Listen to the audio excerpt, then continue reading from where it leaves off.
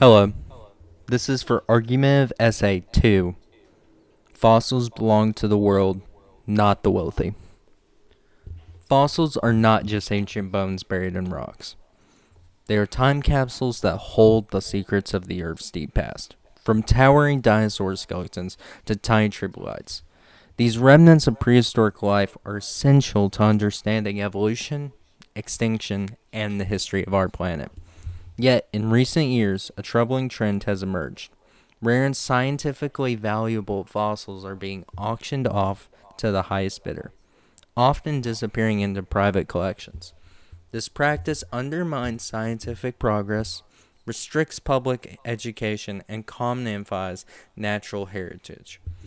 Fossils should remain in the hands of scientists and public institutions, not sold to the wealthy elite. First and foremost, fossils are irreplaceable scientific research. When a fossil is discovered, it can offer new insights into species that lived millions of years ago, how they moved, what they ate, and how they evolved. But once a fossil is sold to a private collector, it often becomes inaccessible to research. Scientific study depends on an open access, peer reviewed, and the ability to revisit specimens. A fossil locked in a billionaire's mansion is effectively lost to science. For example, the famous Tyrannosaurus rex skeleton Stan was sold for $31.8 million in 2020 to an anonymous buyer. Paleontologists around the world mourn the loss, not because they wanted to own it themselves, but because they could no longer study the specimen. Moreover, public access to fossil fuels education and wonder. Museums serve as a gateway for science for millions of people, especially children. Seeing a real dinosaur fossil can spark a lifelong interest in biology, geology, or paleontology. When fossils are hoarded by private collectors, they are removed from this shared cultural experience. Public institutions, unlike private owners, are committed to preserving and displaying fossils for everyone, not just those who can afford a ticket to an exclusive auction. But some argue that private sales are necessary to fund fossil excavation and preservation. While it's true that fossil hunting can be expensive, this is not a justification for privatizing the past.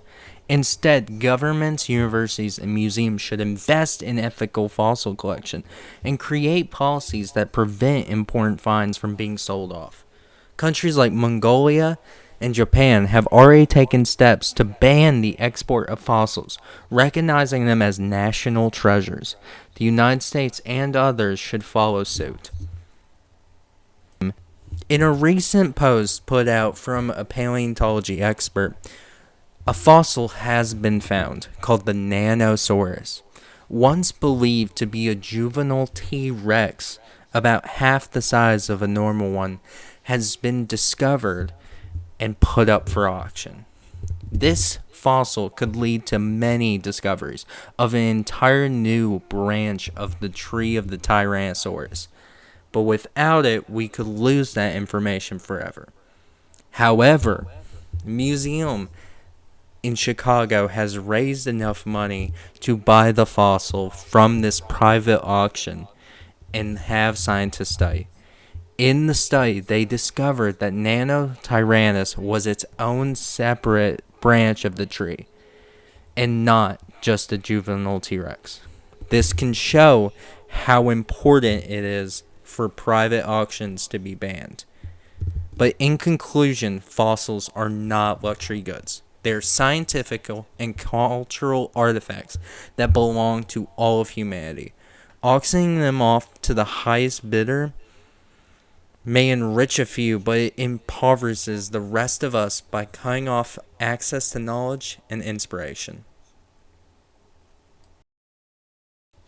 To protect our shared past and ensure a better informed future, we must keep fossils in the public domain, where they can be studied, shared, and celebrated. And I urge people to keep donating to your local museums so they can keep these pieces protected from now until we find a way to ban public auctioning of rare cultural artifacts.